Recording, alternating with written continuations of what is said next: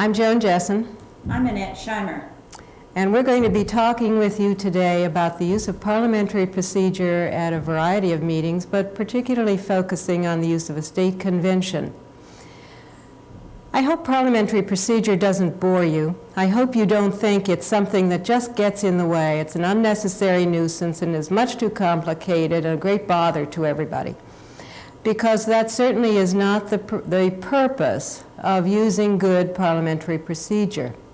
I want to quote, so I get this exactly right, from a handbook that is very useful. It's put out by Penn State.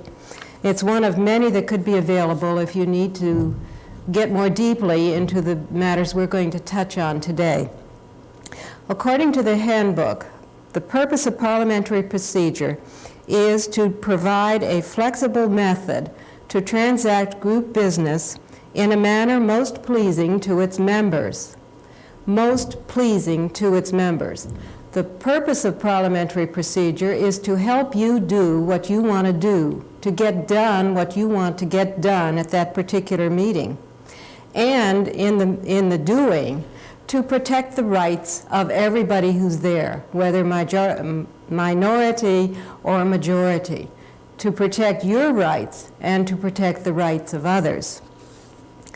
So whether it's a simple meeting or a state convention that you're looking for, good parliamentary procedure benefits everybody.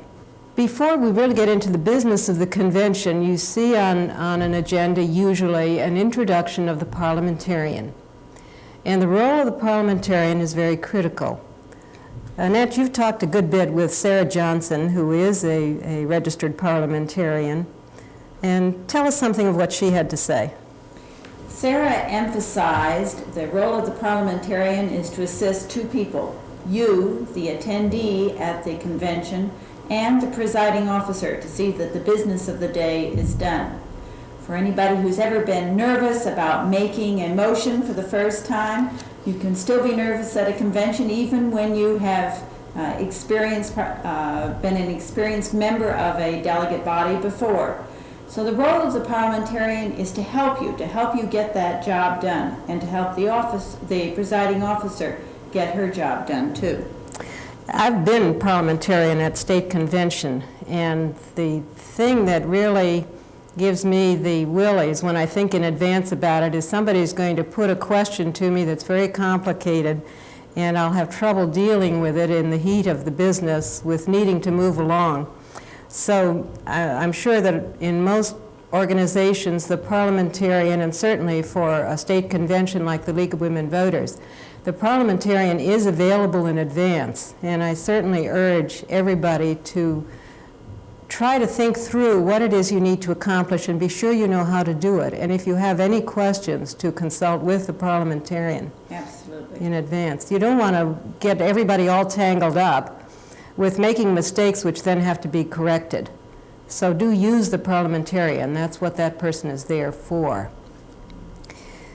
The order of business for a state convention like the League of Women Voters is very lengthy, and I'm not presuming to give you in detail all of these points. We're going to touch on just the ones, as I said, that really have to do with more complicated parliamentary practices.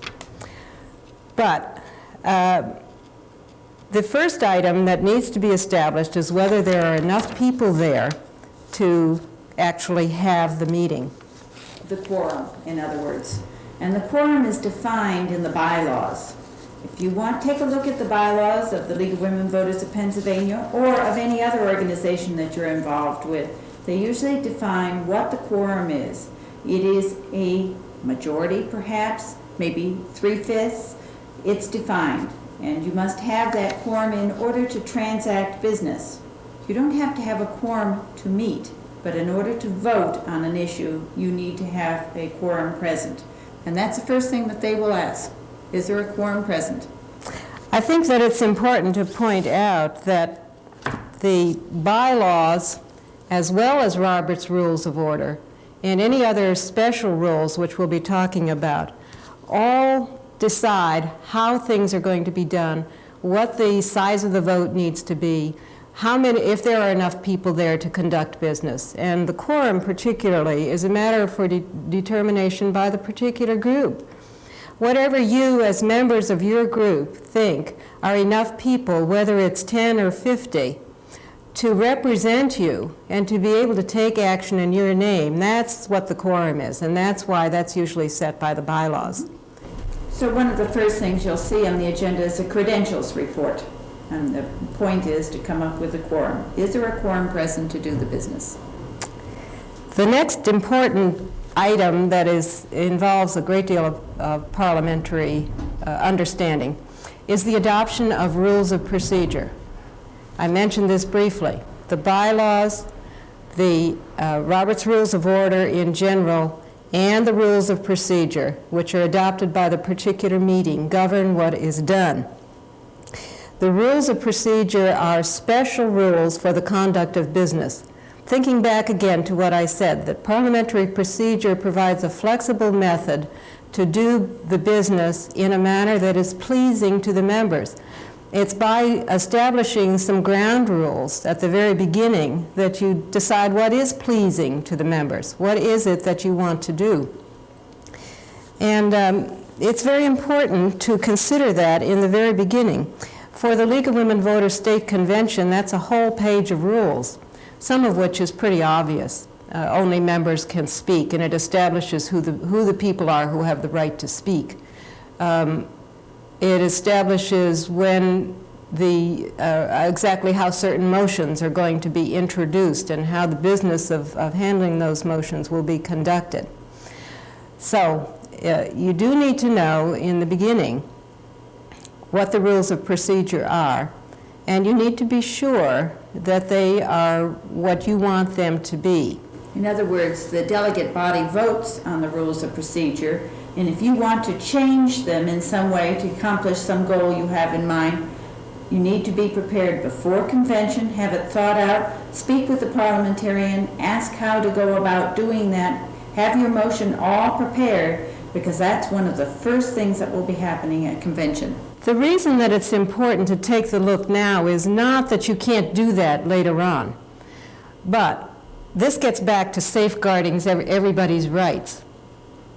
When the rules are first being proposed, that proposed, which comes in as as a motion, and this is the first main motion of the meeting, that main motion can be amended by a simple majority. If the next day or 2 hours later you want to change that particular rule, it will take a 2/3 vote to amend it. And this is simply so that you aren't continually wasting the time of the people who are there by making changes that could have easily been made in the beginning. You want to establish the ground rules and only change them if something really critical comes up that was not foreseen. The next item on the agenda is the adoption of the order of business. And this is treated very much like the adoption of the rules of procedure. It's important to look at that agenda in advance and to know that not only the order in which the matters for discussion are being presented, but the time that's being given to it, to know that that is the way you want it to be. This is a main motion which is adopted this time by a majority vote instead of a 2/3 vote. Can be amended by a majority vote. And again, as with the rules of procedure, if it's amended later on, it takes a 2/3 vote. There's a group of items on the agenda that come up next, and I've kind of grouped them here as presentations. They would be the presentation of bylaws, the presentation of a proposed budget, the presentation of a proposed program.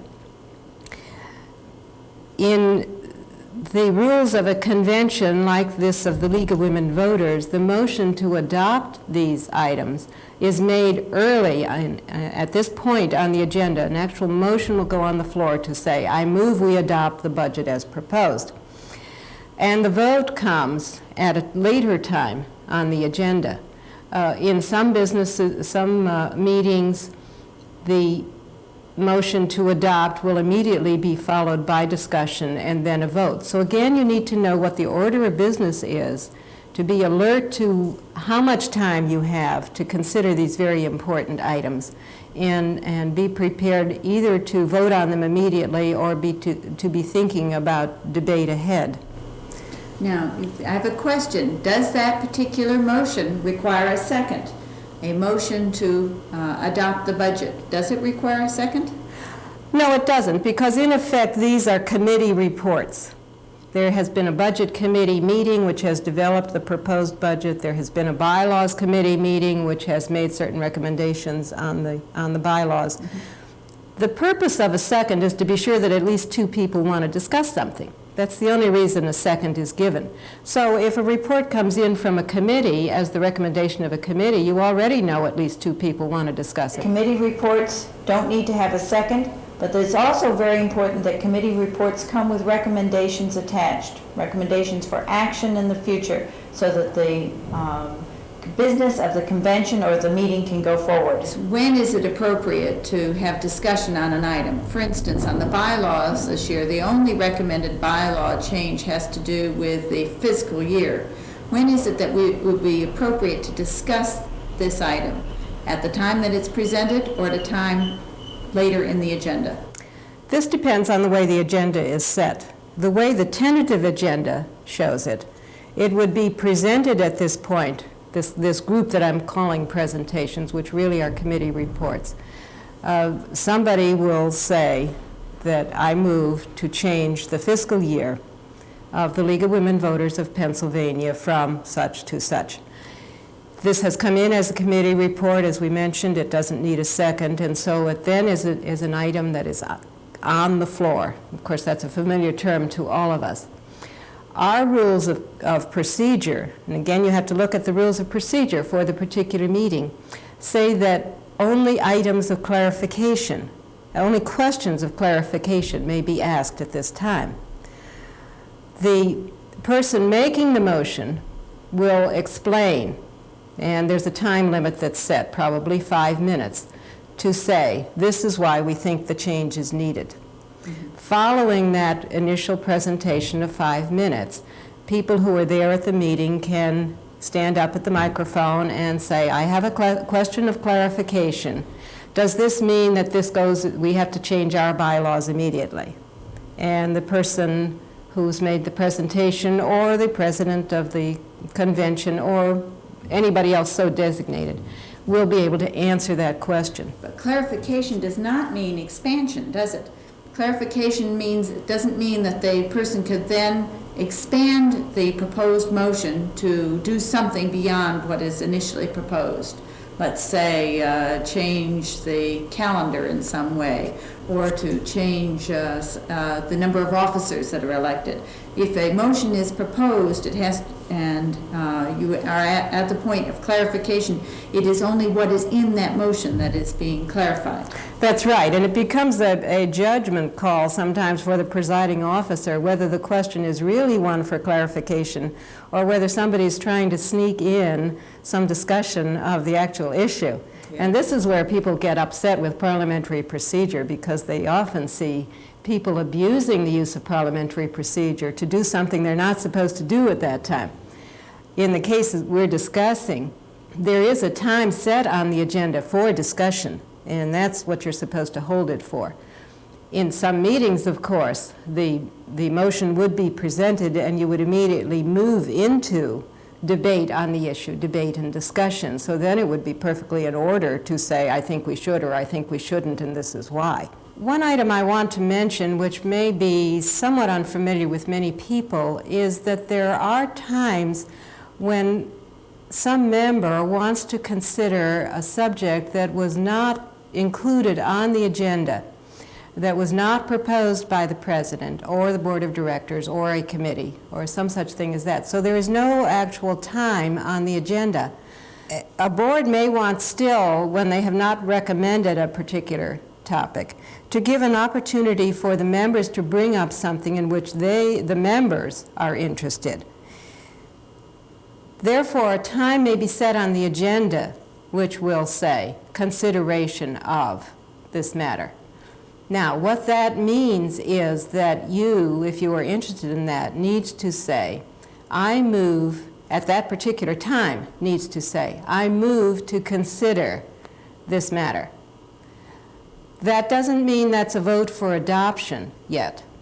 All that does is say you're asking the other members also, are you interested enough to want to talk about this? So the motion is to consider the matter. Then there may be a brief presentation again by you making that motion. There can be questions of clarification, just as we mentioned before, somebody asking, do you mean this? And then there must be a vote on whether to consider. That is not a time for actually discussing whether we should do this or not. It's only a time for saying, yes, we want to give some attention to this matter, or no, we don't want to give some attention, so don't take up any more of our time with it. And then a vote is taken. It's a majority vote to consider. If the item is voted consideration, then it becomes part of your agenda, and it is discussed just as any other item of a similar nature would be discussed. Now, how does debate proceed? What if I want an amendment to the motion that's on the floor? The motion is on the floor. People are lined up at the pro and con mics. And maybe at the con mic, at the mic in opposition, the one that wants to shoot down this whole proposal, somebody thinks they don't like it because it's much too broad, that it's going to commit us to spending a whole lot of money, and we don't want to do that. Let me give a very concrete example. Suppose it's a motion to change the dues, a motion to amend the bylaws to change the dues. The dues are set at $30, and you think this is far too much money already, and the change in the bylaws that's recommended is to increase the dues to $40. So the motion on the floor is the adoption of an amendment to the bylaws to provide for $40 dues. Okay. You get up to the mic in opposition and say, I move to amend this motion by substituting $30 for $40.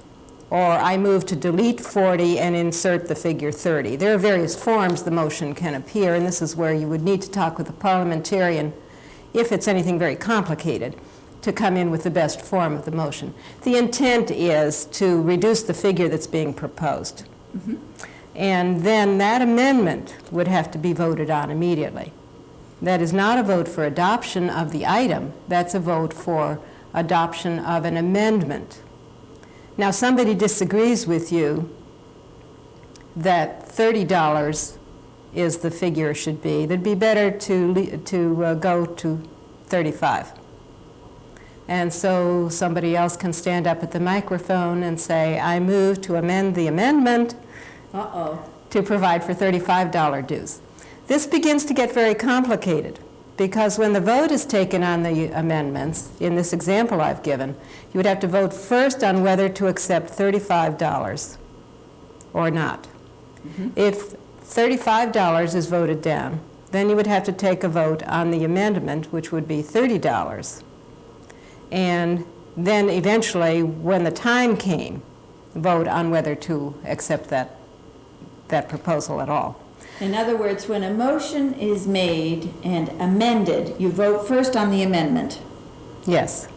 And in the order of precedence, not precedence, precedence.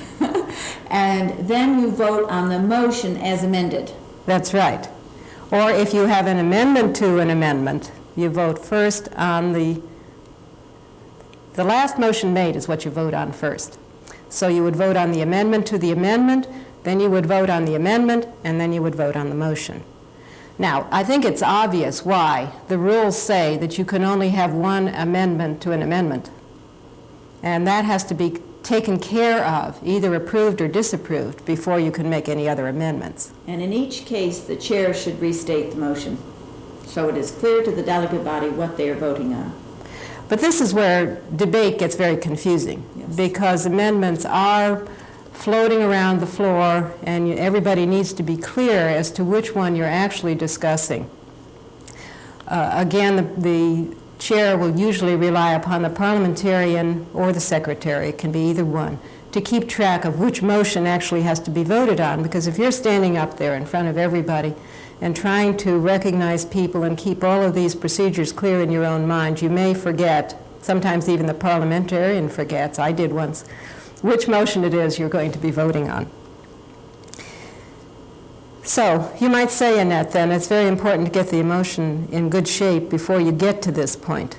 You want to use this time in debate for discussion of the issues, not get all tangled up in the amendments and the amendments of the amendments.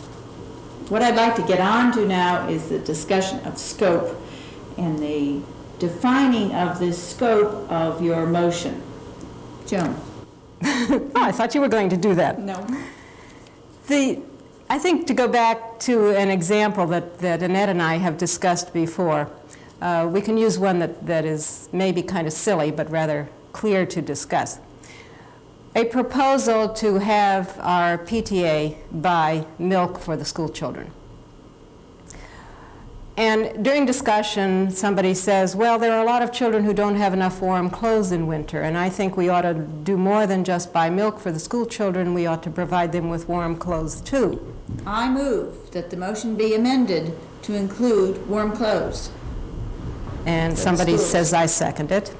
And I'm presiding at this point, and I'm saying, I'm sorry, but your motion is out of order. That is an expansion of the scope of the motion. It goes beyond the original intent of the motion, and it cannot be considered. And that's the end of the matter. I could have the delegate body vote on overruling the chair, could I not? Yes, there is always an appeal I could appeal to the ruling. That would be the motion. It doesn't come in the form of a motion. It simply would be, I appeal the ruling of the chair. Okay. And then I'm presiding, and I have to say, we'll take a voice vote on upholding the rule of the chair. All those in favor of the way I ruled, please say aye. Those opposed, say no. So no clothing. In other words, I should have made the motion, the original motion, to include food and clothing. Well, we're now milk and clothing. So now I want to include, be sure that it includes cheese. Can I add cheese and milk to my motion? And as chair, I will rule that's beyond the scope of the motion and is out of order. And again, if you wish, you can appeal the rule of the chair, and maybe they'll uphold you this time because cheese is another form of milk. All right. So it does get a little sticky at this point and interesting. So when you're talking about program items, be sure that you have your motion carefully thought out with the scope of the program carefully defined. Is it broad enough to include what you want to have done? One example that could be given of an amendment to your proposal that is not expanding the scope would be to say, I move to amend the motion to provide for 2% milk. Now, this is still milk, but it's identifying a particular kind of milk, yes. And that would be within the scope of a motion. And then we would vote first on whether it should be 2% milk, and then we would vote, let's presume that that was accepted, then we would vote on the amended motion to have milk in the schools that was 2% milk. That's right. So now we've presented our program and bylaws and budget, we've discussed them, and we've actually voted to adopt whatever items were adopted. And somebody has second thoughts.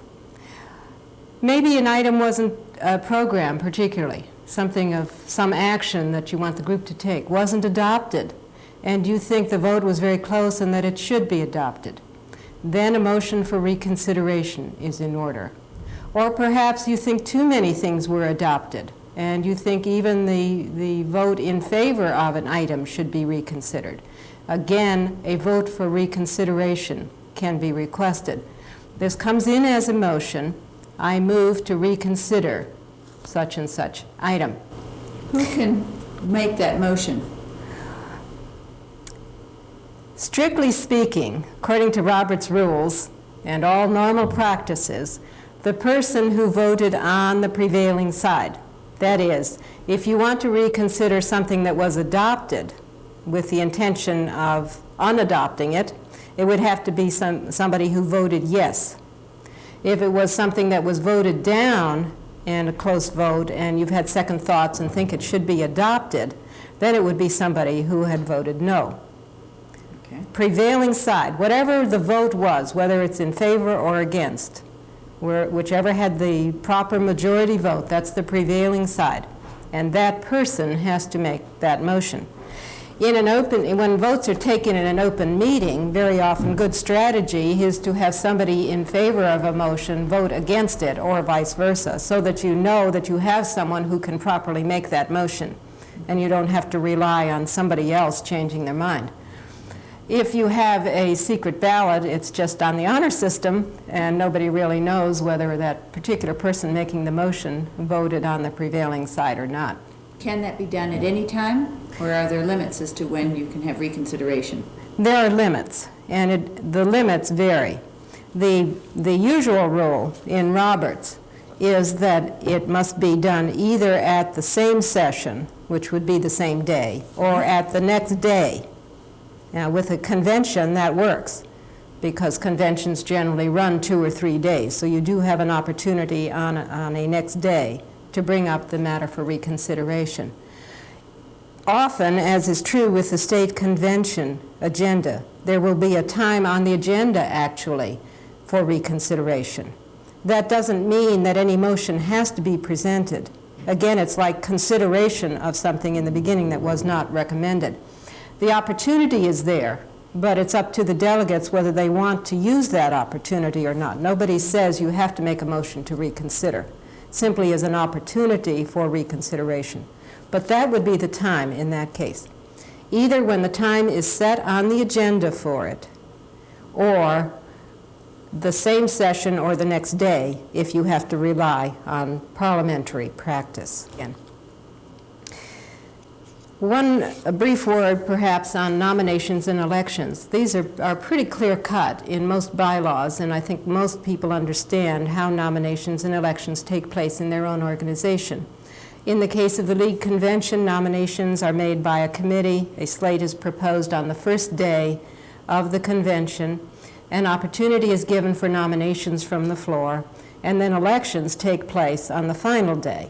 The reason for that with the League Convention is that it gives the opportunity for nominations from the floor and for campaigning for a nominee, if there is one from the floor, before a vote is taken. The vote is put off to the final day because the officers take office immediately after the convention. And so you don't want to confuse the running of the convention by having 2 sets of officers. In a women's club I belonged to before, the elections were 1 month, and the officers didn't take office until the next month.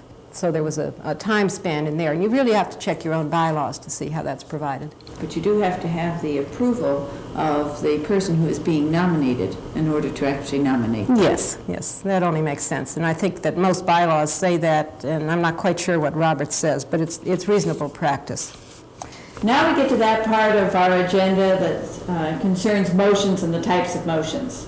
Let's talk first about main motions. You want to have milk provided in every school system in the state of Pennsylvania.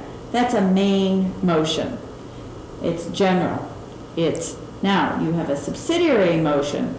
That's to amend the main motion. You want to have 2% milk in the school.